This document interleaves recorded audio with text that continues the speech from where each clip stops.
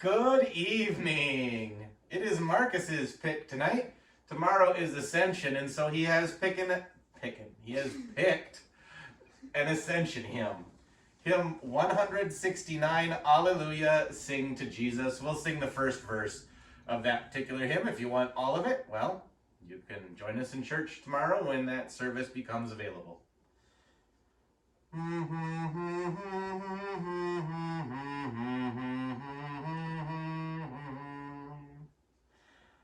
Alleluia, sing to Jesus, His the scepter, His the throne.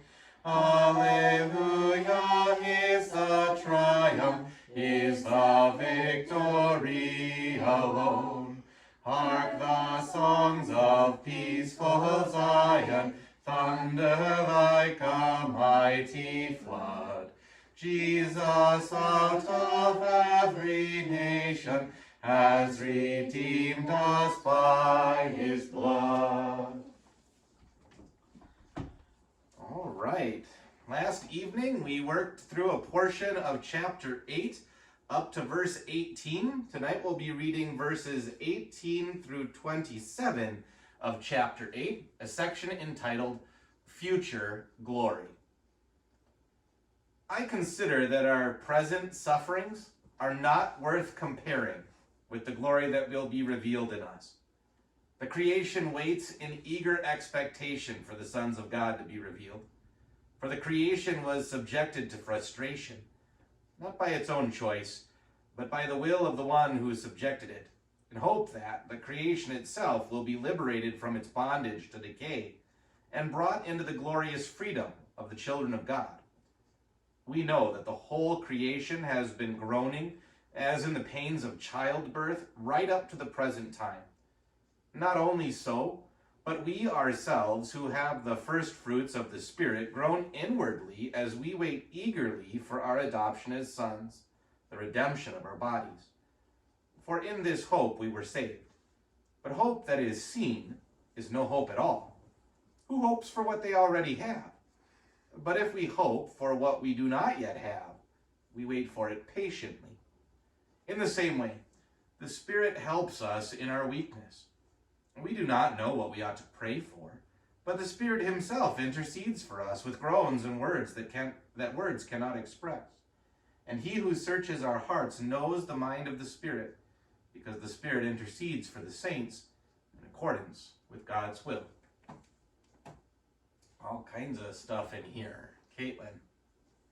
Paul kind of talks about how we don't hope for what we can see. In other words, we don't hope for what we already have. We hope for what we don't have. Yeah. Right?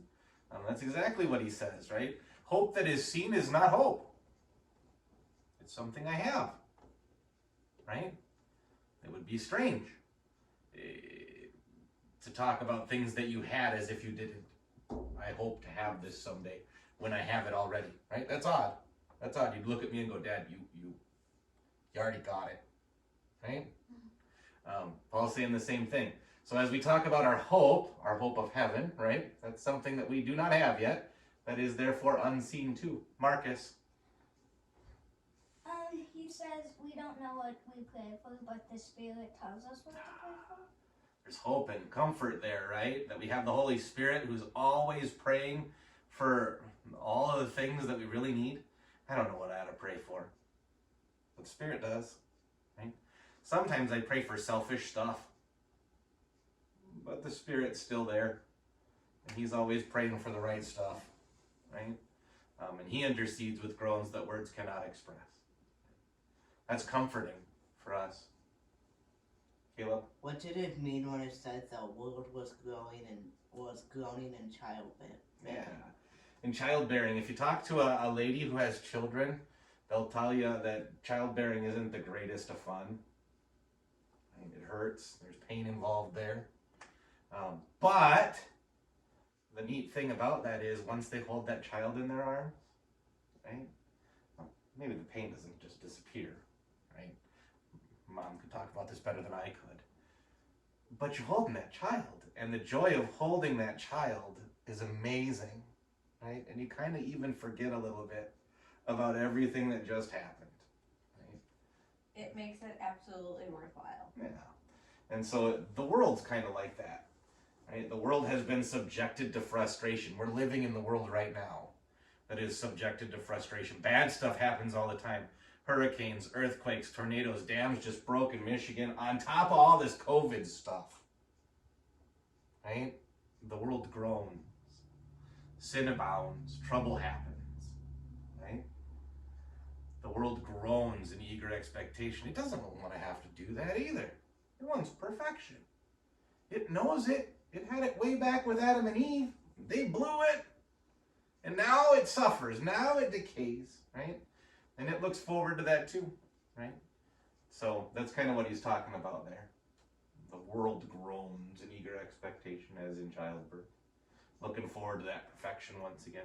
Not, of course, that Earth is alive with a brain or something and really doing that. That's, I forget the English name we use for that when we give something that's not human characteristics. Oh. Nah. There's a name for that. Anyway, anything else that we saw in here? Anthropomorphism. Yeah. Maybe? Or maybe not. Anyway, anything else that we saw in there? There's some interesting words in here that maybe as people who have been kind of shut up in their houses for a couple months might want to shake Paul for a little bit. He starts out with them. I consider that our present sufferings aren't worth comparing with the glory that will be revealed. What you've gone through is nothing. Want to grab Paul by the lapels a little bit? Listen up here, Paul. This hasn't been so much fun, right? Remember who Paul's writing to? Caleb. Christians that are being oppressed and thrown in jail and even killed. These are Christians in Rome who can't go to church either. Right? They're worshiping in homes, home churches, as they gather together with their friends. They have secret codes that they use to talk to one another about where they're meeting, because otherwise they might get fed to lions. Right? Yeah, it's been hard not going to church, but I don't have to worry about lions. Right? Yeah. I don't have to worry about all that other stuff, right? That Christians here are doing, and Paul even talks to them, and he says, "Hey guys, that is nothing." I think maybe the Romans wanted to reach up and grab Paul and say, "Hey Paul, not so much fun here." Maybe, but what's Paul saying? Caleb. That heaven is going to be better than anything that the earth can offer. When I think about heaven, well, all the stuff that happens here in this world doesn't even come close. It makes it nothing. Right? It makes it nothing. Does that maybe heighten our expectations of heaven a little bit? After 2 months of not being able to see friends and people we want to see and do the things that we want to do? It's nothing. If I put heaven by it, it'd be like, yeah, I'll go through that 15 more times. Right? Wow. Heaven's going to be pretty cool. That's what Paul's saying. Right? Heaven's going to be pretty cool. Izzy? Was it Paul in Revelations that saw a glimpse of heaven, or was that someone from That's the Old John. Testament? Oh, John. John in Revelation. Oh, okay. Yeah. But Paul sees Jesus, of course, when he's converted. And he gets to see heaven now. Mm-hmm. Yeah. And he had plenty of sufferings too that weren't worth comparing the glory he now enjoys. Mm-hmm. Anything else in this section? All right, let's pray. Dear Jesus, please help Caitlin, Caleb, Izzy, Marcus, Mommy, Daddy, and all we know and love have a good night's sleep. Help them to fall asleep and sleep all the way through the night and wake up happy and healthy. In your name we pray. Amen. Our Father, Father who art in heaven, hallowed be thy name. Thy kingdom come, thy will be done on earth as it is in heaven. Give us this day our daily bread, and forgive us our trespasses, as we forgive those who trespass against us. And lead us not into temptation, but deliver us from evil. For thine is the kingdom, and the power, and the glory, forever and ever. Amen. God bless. Have a wonderful night.